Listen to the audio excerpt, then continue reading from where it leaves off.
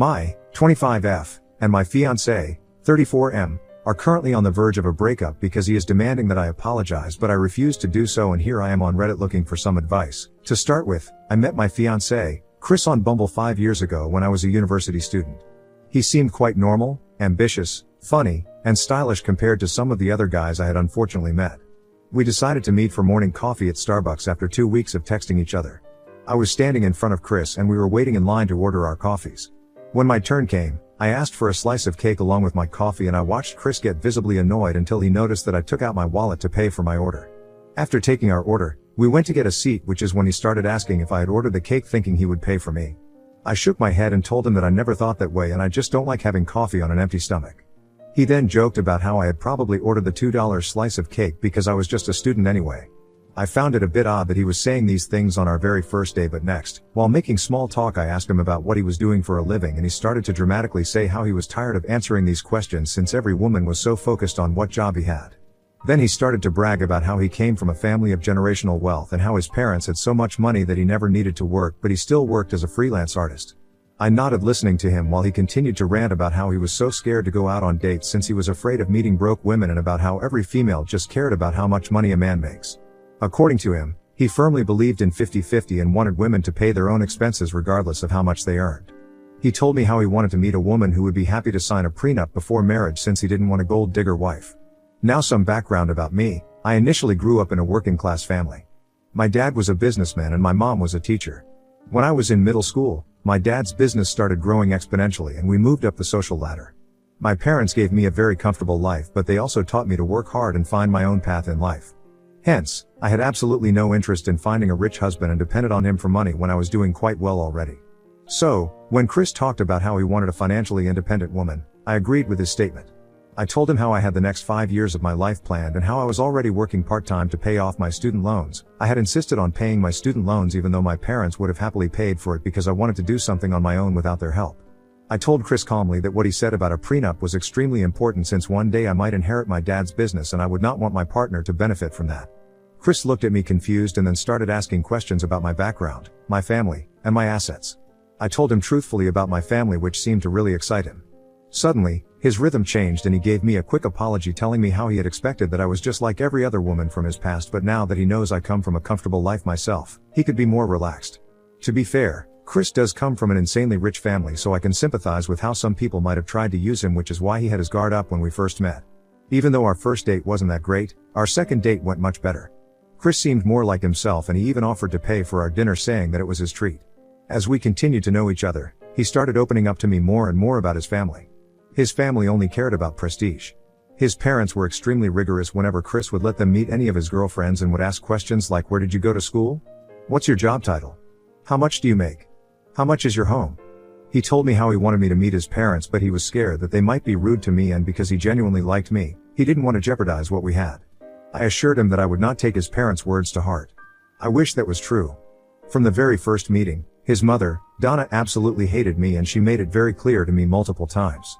When they asked about my parents' profession and I told them, his dad Michael immediately quipped, saying that he didn't like businessmen since they were very shifty and couldn't be trusted. His mother nodded and said how she wished Chris would have brought home someone from a more dignified family. This was beyond rude for me to hear, and I was ready to walk away from the dinner right then and there, but Chris squeezed my hand under the table.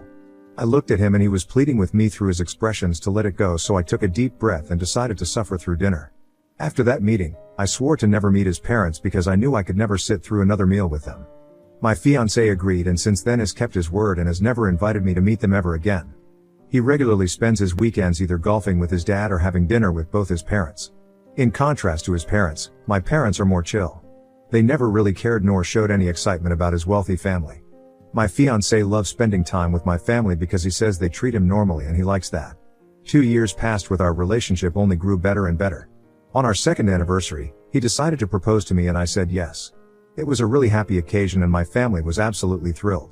I can't say the same for his family, who bombarded him with messages saying how he better make me sign a prenup, otherwise they would not let him have any inheritance, and how he could do much better. This really upset me, but even then, I decided to let it go. After we got engaged, we decided to move in together. Since my place was better located, he decided to move in with me. We had already decided that we would split the bill evenly, but just 2 months after he moved in, he lost his job. You see, My fiancé worked as an artist, and after COVID hit, there were not a lot of opportunities for his field of work apparently. I did not worry a lot since I thought that with the experience that he had, he would eventually find another job fairly quickly. I encouraged him to apply for as many jobs as possible or even try for other fields, but he never lucked out. He had been unemployed for 2 years at this point. I mean, he does get a few weeks work once in a while, but he always seemed to lose the job because he was never able to submit his work on time. Every time he lost a job, he would get into these overly dramatic and depressive episodes where he would lie on the sofa the whole day playing video games or smoking weed. If I reminded him to find a job again, he would tell me how I should stop trying to act like his mother and that he was recovering from his previous job. This had been an ongoing situation. When I would return home from work, he would often be in the same exact place as when I had left him in the morning. He would contribute half of the rent, but he relied on his family to pay him every month.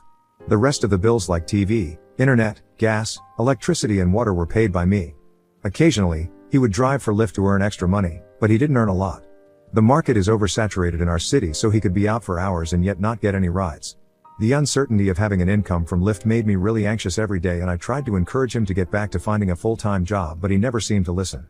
Whatever money he would earn from Lyft, he would spend it on weed, gas, and a few specific grocery items that only he liked to consume.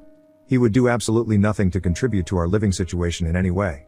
Through all of this, I've been working full-time, while also handling most of the household duties. For many tasks around the house, if I couldn't manage them, I have had to remind and ask him to take care of them. For the past 3 months, I decided to commit to a budget to save more and pay off my student loan debts. I could obviously ask my parents for help and they would help me in a heartbeat, but I didn't want them to think less of my fiancé.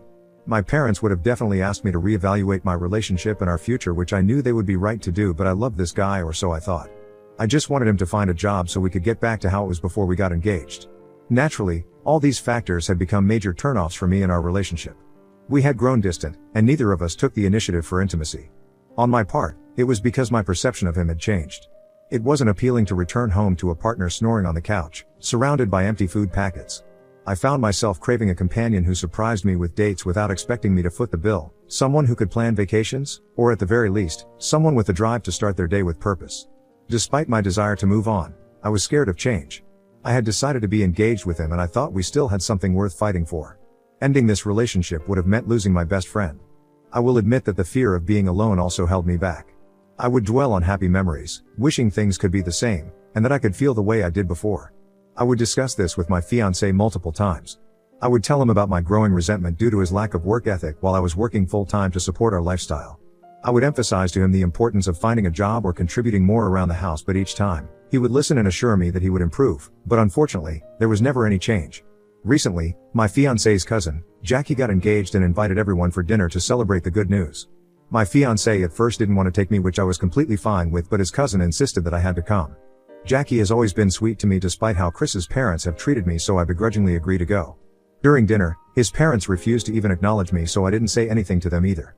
Jackie was excitedly telling me about how happy she was to be getting married to her wonderful man when Chris's mom snorted after hearing that. We all turned to look at her and she started to say how Jackie's fiancé had hit the lottery, so he was the lucky one. Jackie looked at her fiancé, embarrassed, who was red in his face. Chris's mom continued to say how people were vultures nowadays and everyone was just trying to take away their money. Chris's dad nodded and asked Jackie if she had signed a prenup, to which Jackie replied that she didn't need one. Jackie's mother, Chris's aunt, then interrupted to say how it was vital for Jackie to get her fiancé to sign a prenup, otherwise she would not allow her daughter to get married to anyone. Jackie started yelling at her mother about how she was an adult and her fiancé earned more than her. I sat there quietly watching this drama unfolding before my eyes. Out of nowhere, Chris's mom then turned her attention to us and asked Chris loudly if he had taken care of the prenups with me, and he nodded.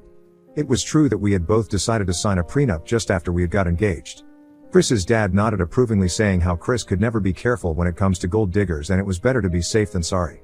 I was taken aback by how rude his words were and looked at Chris for support, but he sat quietly munching his food. I asked him if he wasn't going to say something when I had been the one supporting him for 2 years, but Chris whispered to me that it wasn't worth fighting with them and that I should keep quiet about him not having a job. I was seething with anger. Chris's mom, who was probably watching us whispering to each other, asked loudly if I had something to say. She looked so smug at that time that I couldn't control myself any longer and everything just came out like word vomit. This is basically how our conversation went. Me, you know what, Donna, I do have something to say. I have wanted to say this from the first day I met you, but now is as good a time as any. You are the actual gold digger in this family. Chris has told me how you and his dad got pregnant in college and had to get married very early on. Not only have you not had any job in your life, I don't see you do anything around the house, which is also why you are this overweight and lazy. Donna looked white as a sheet while everyone gasped in shock. Without missing a beat, I continued to tell everyone how I had been funding her unemployed son for the past 2 years. I told them how he had no job other than to sit on our sofa and eat the whole day. I joked how he was quickly turning into his mother and that they had nothing to worry about since their own son was the real gold digger. Chris looked at me pissed. Chris's dad, Michael, asked him if this was all true and if he really was unemployed. Chris was clearly feeling humiliated, but he had no way out and slowly nodded. I then told Michael how he should have taught his son to work for a living instead of depending on their generational wealth because Chris was living off of the hard-earned money I was earning.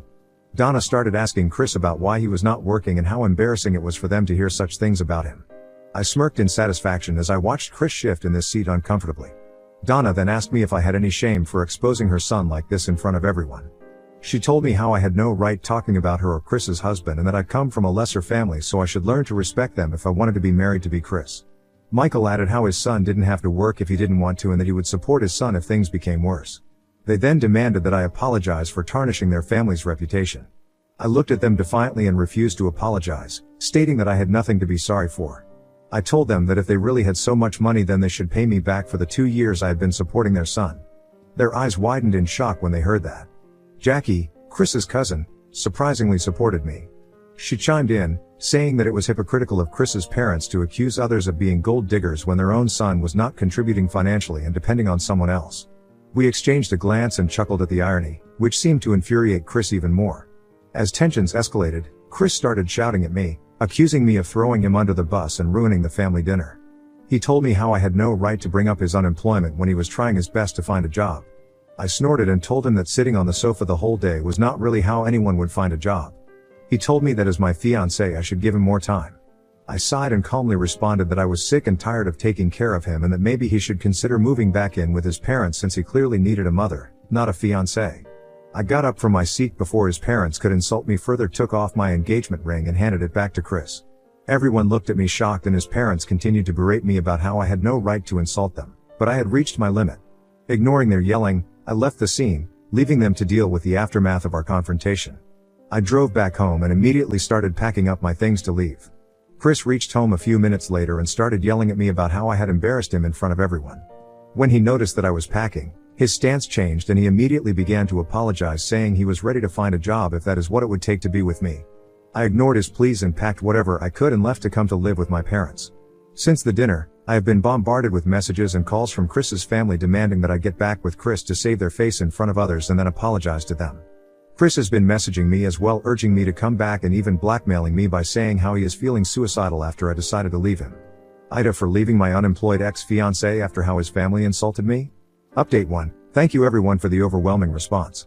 I am happy that so many internet strangers agree with the fact that I left my worthless partner behind. I am honestly so done with him and his family. I am never going to apologize to them and it is ridiculous for them to even expect it when they have always been the ones to insult me. A lot of people have also been asking why I didn't get married to Chris and stayed engaged for all this time. It's because I was in love with him and genuinely thought he would change. I also didn't want our dream wedding without his parents interfering in our planning. Also, I didn't want to get married to an unemployed man, so I waited. Looking back, I am thankful that we didn't get married, otherwise I would have had to go through a divorce now, which would have been much more costly and time-consuming. I talked with my parents and they are furious with me for not breaking off my engagement sooner and coming to them for help. My dad has been joking about how the next guy I date has to go through background verification because regardless of how rich a man is, it doesn't mean that he would have any class, which is so true when it comes to Chris and his family. The way they treated me like shit for all those years makes my blood boil. My dad also went back to my place and got back the rest of my things while Chris kept begging him to talk to me. My dad gave him an earful about how he was an able-bodied man and should work hard to earn money instead of depending on his fiancée like a leech. This seemed to have really hurt his feelings since my dad has never been rude to him, and my dad told me that Chris burst out crying. He apologized to my dad for how he and his parents have behaved towards me, but my dad told him that it was too late for apologies. I have also talked with Jackie after the incident and she told me that after I left, Donna and Michael had a literal meltdown. They seemed to be more concerned about their image and societal perceptions than addressing the actual issues within their family. It's quite telling that their reaction is centered around demanding an apology for exposing the truth rather than acknowledging and rectifying the problems at hand. As for Chris, his attempt to emotionally manipulate me by mentioning feeling suicidal was pathetic, but I didn't want to take any chances. I have decided to send an email to his parents asking them to pay me for the 2 years that their son leached off me, since they were the ones who offered to do so, and to ask him to stop sending me manipulative messages like that. Hopefully, they can check up on him. Update 2. It has been a week since I last updated. Chris has turned up at my parents' place multiple times drunk and out of his mind. He would drunkenly proclaim his love for me and then tell me how he needed me the most during this time, but I was ungrateful to leave him. The last time he turned up, my dad called the cops on him and he was arrested for disturbing the peace and trespassing. It was a difficult decision for us to involve the police, but it became necessary for our safety and peace of mind. Obviously, his parents bailed him out and Chris went right back to sending me hundreds of texts about how much he missed me and how he couldn't live without me. I have not responded to any of Chris's messages or attempts to reach out. It's clear that he is struggling with the consequences of his actions and the reality of the situation. While I empathize with anyone going through a tough time, it doesn't excuse the toxic behavior and emotional manipulation I have endured during our relationship. Secondly, I made up my mind and sent out a detailed email to his parents specifying every time I paid for Chris. It was easy since I maintain a financial planner that helps me keep track of my expenses. Also, because I was the solo earning member between Chris and me, I needed to check where I had to spend my money. I also added my account details to the email. To be honest, I did not want to send this email to them, but some Redditors pointed out to me how this was rightfully my money anyway. I highly doubt that they are going to pay me anything after my outburst, but I want to knowingly challenge them and to let them know exactly how much I spent on their worthless son. For me, it's not just about the financial aspect. It's also about the way they made me feel by judging my family background. I want to make them feel the same by outlining the various financial contributions I have made during Chris's period of unemployment, covering aspects such as bills and other shared expenses. Sending this email was a significant step for me, as it also marked my commitment to standing up for myself.